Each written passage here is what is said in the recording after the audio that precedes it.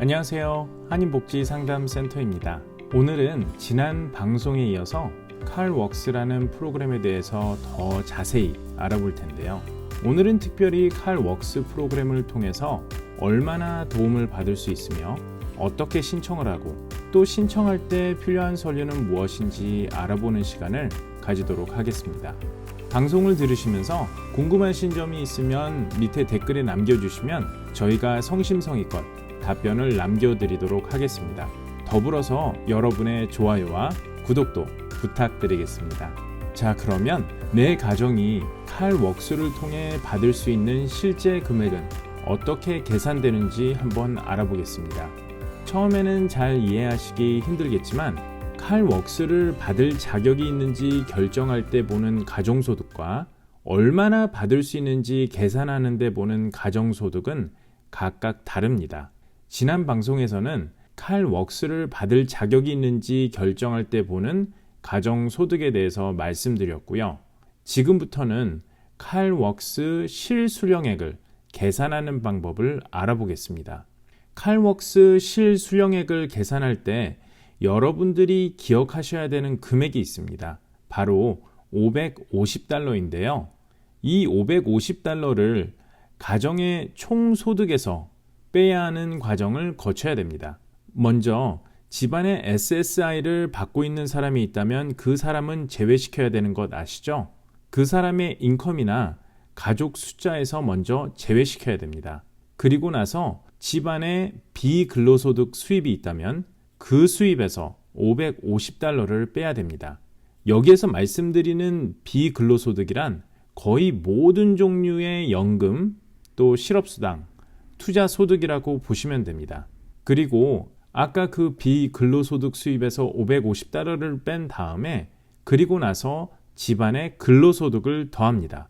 만약에 비근로소득이 $550보다 적다면 빼고 남은 금액을 근로소득에서도 빼야 됩니다. 예를 들어 볼까요? 비근로소득이 $300라면 $550를 못 빼고 $300만 빼게 되겠죠? 여기에 적용을 시키고 남은 $250는 근로소득에서 빼야 된다는 이야기죠. 그래서 이 $550가 계산하는 데 있어서 중요한 역할을 합니다. 이 $550를 바로 DBI 금액이라고 하는데요. DBI는 Disability Based Income을 뜻합니다. 아무튼 이렇게 $550를 빼고 남은 금액을 둘로 나눕니다. 그렇게 해서 나온 금액을 칼웍스 최대 지급받을 수 있는 금액에서 빼면 그 금액이 실제 받을 수 있는 금액이 됩니다. 자, 약간 복잡하죠? 그래서 제가 예를 들어드리겠습니다. 자, 여기 한 가족이 있습니다. 남편은 철수라고 하고 아내는 영이라고 하죠. 그리고 자녀는 3명이 있다고 하겠습니다. 그러면 모두 5명이 되는 가족이죠. 남편 철수는 SSI를 받고 있고요. 다른 소득은 없습니다. 아내 영희는 자녀 3명을 돌보고 또 다른 아이도 함께 베이비시팅을 하면서 월 1,000불을 벌고 있습니다. 여기에 아내 영희가 따로 투자해 놓은 금액으로 $100 정도의 월 소득이 있습니다. 이러한 경우에 영희 가정이 받을 수 있는 칼웍스 수령 금액이 얼마나 될까요? 자, 먼저 남편 철수는 SSI를 받고 있으니까 가족 수와 또 가정 소득에서 제외를 시켜야겠죠. 그러면 아내 영희와 세 아이를 포함해서 가족 명수가 모두 4명이 됩니다. 그리고 아까 투자 금액으로 인해서 월 100불의 비근로소득이 있다고 했기 때문에 이 100불에 $550를 빼야 됩니다. 하지만 100불은 $550보다 작기 때문에 먼저 100불만 빼야겠죠? 그러면 $550불을 빼야 되는데 100불만 뺐으니까 남은 $450는 영희가 베이비시팅으로 받은 근로소득 1,000불에서 빼야 됩니다. 그러면 1,000불 마이너스 450불은 $550가 되겠죠. 이 $550를 절반으로 나눈 금액이 275불이 됩니다. 이 275불을 4인 가족 칼웍스 최대 지급액이 1,116불인데요.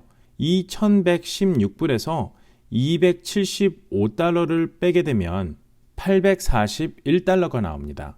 바로 이 841달러가 철수와 영희 가족이 받을 수 있는 칼웍스 실수령액이 되는 것입니다. 그러면 또 다른 예를 들어 볼까요? 아까 그 가정, 철수와 영희 가정을 다시 한번 이야기를 해보죠.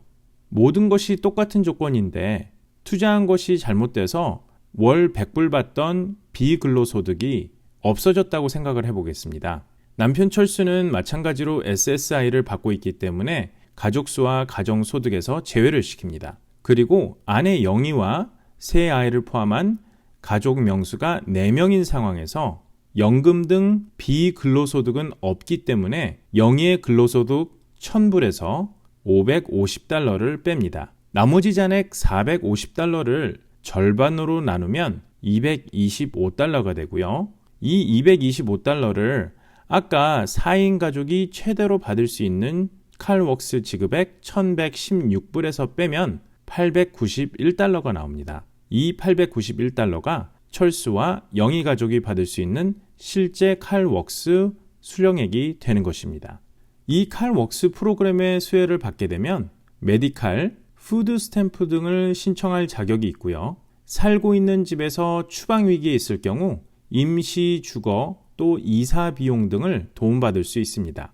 또한 성인 가족이 취업할 수 있는 기회를 가질 수 있도록 도와드리고요. 칼웍스 베네핏 기간이 끝난 후에도 12개월 동안의 메디칼 혜택과 24개월 동안의 차일드 케어를 연장해서 제공해 줍니다. 자, 그러면 이 칼웍스 프로그램의 혜택은 얼마나 오랫동안 받을 수 있을까요? 칼웍스 프로그램에서는 매월 현금을 지원하고 또 일자리를 찾고 준비하는 데 도움을 제공을 해주는데요. 일반적으로 성인들에게 제공되는 현금 지원 혜택은 48개월까지 가능합니다. 그런데 어린이들은 48개월 기간이 지난 후에도 계속 지원을 받을 수 있습니다. 성인들 중에는 48개월을 초과해서 받을 수 있는 경우도 있는데요. 그 경우를 한번 알아보겠습니다. 장애를 가지고 있거나 SSI를 받지 않고 있는 장애인인 경우, 장애인이나 병을 앓고 있는 사람을 돌보고 있는 간병인, 임신으로 일을 할 수 없는 임산부, 60세 이상의 노인들, 48개월이 지나서 칼웍스가 중지된 부모의 19세까지의 자녀들, 그리고 가정폭력 희생자입니다. 이 칼웍스 프로그램은 어떻게 신청할까요? 여러분들이 살고 계시는 DPSS에서 신청을 하시거나 온라인으로 신청이 가능합니다. 온라인 주소는 다음과 같습니다. 신청하신 후에 7일 안에 가정 방문을 통해서 인터뷰를 하고요. 45일 이내에 그 승인 결과를 알려주게 됩니다. 승인이 되면 EBT 카드를 발급받아서 은행이나 ATM 기계에서 사용을 하시거나 아니면 사용 중인 은행 구자로 입금을 요청할 수 있습니다. 자, 그러면 칼웍스 프로그램을 신청할 때 필요한 서류는 무엇이 있을까요? 먼저 신분증이 필요하고요. 소셜 시큐리티 카드, 소득 증명 서류, 시민권 증서나 영주권 카드, 거주 상황을 입증하는 서류, 자동차 할부금 및 등록 서류, 임신, 장애 및 특별 치료의 필요를 입증하는 주치의의 편지, 결혼, 이혼, 어린이 보조 등과 관련된 서류가 필요합니다.